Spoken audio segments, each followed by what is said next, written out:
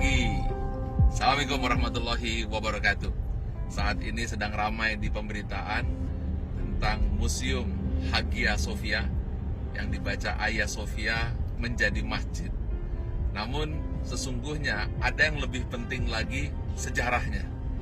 Sejarahnya tidak lepas dari apa yang disampaikan oleh Nabi Muhammad SAW 1400 tahun yang lalu ketika beliau menyampaikan bahwa Konstantinopel akan ditaklukkan, dan yang menaklukkannya sebaik-baiknya pemimpin dan sebaik-baiknya pasukan.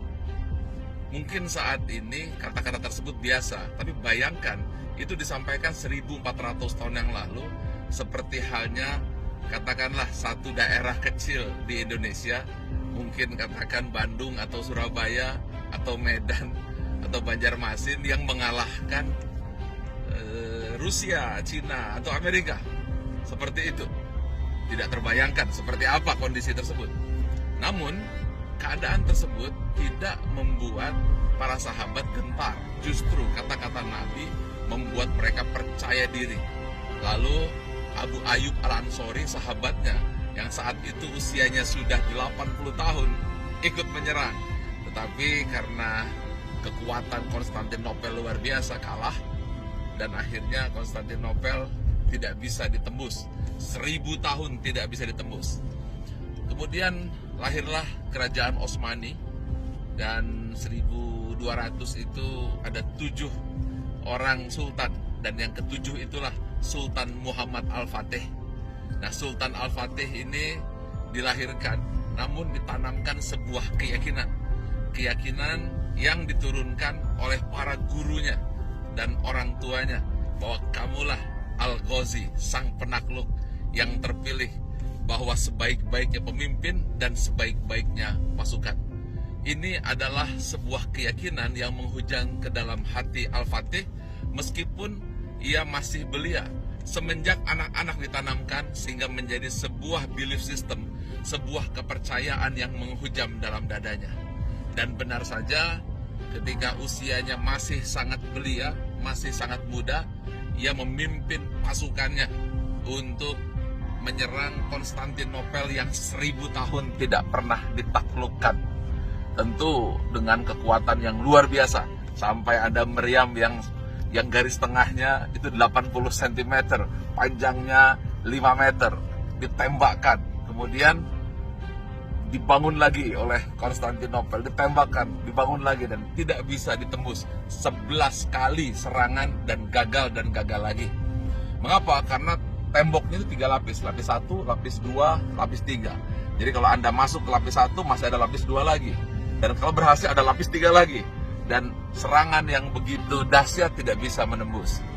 Kemudian saat suasana yang sudah dikatakan hampir putus asa, tiba-tiba Sultan Muhammad Al-Fatih membuat sebuah kejutan yang luar biasa.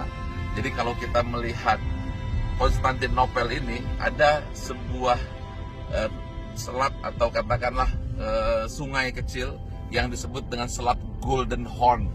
Nah, Golden Horn itu adalah titik yang sebenarnya apabila masuk, itu akan langsung masuk ke jantung Konstantinopel. Tapi dia ditutup oleh rantai. Apa yang dilakukan? Sesuatu yang tak pernah terbayangkan. Sultan Muhammad Al-Fatih membawa 72 kapal lautnya naik ke Bukit Galata. Jadi bayangkan, ini adalah Konstantinopel, di sini ada lautan, di sininya ada bukit, dan 72 kapal dibawa dan langsung masuk ke dalam Selat Golden Horn atau jantung angkatan lautnya Konstantinopel. Dan akhirnya singkatnya dikalahkanlah pada tahun 1453, dan disitulah sejarah yang luar biasa sehingga tempat ibadah tersebut diganti menjadi masjid. Namun perjalanan akhirnya membuat masjid yang sudah dipakai tersebut berubah lagi menjadi museum oleh Kemal Pasha Atatürk selama hampir 80 tahun. Dan hari ini di tahun 2020 museum tersebut kembali menjadi masjid. Nah, Apa yang saya ingin sampaikan kepada Anda, bahwa inilah spirit semangat pantang menyerah, kata harus yang masuk ke dalam hati, serta keyakinan membara di dalam jiwa. Itu yang juga harus Anda ingat, bahwa untuk membangun bangsa, membangun Indonesia harus punya keyakinan kuat seperti Sultan Muhammad Al-Fatih. Namun jangan lupa, di dalam lokasi tersebut, di Istana Topkapi, ada sebuah gereja, namanya adalah Hagia Helena, di mana di situ gereja tetap dipertahankan oleh Al-Fatih. Jadi artinya kemenangan ini tetap menjaga kerukunan antar umat beragama. Inilah pelajaran kunci kekuatan kepercayaan diri yang menghujam, di mana kata-kata Nabi membuat ia percaya dan akhirnya terbukti, namun juga tetap dijaga toleransi. Semoga bermanfaat kisah ini, dan semoga Anda menjadi Al-Fatih muda untuk membangun bangsa, membangun keluarga, membangun Indonesia dengan semangat yang pantang menyerah. Seperti halnya dulu Bung Karno juga pernah katakan, merdeka atau mati. Pagi.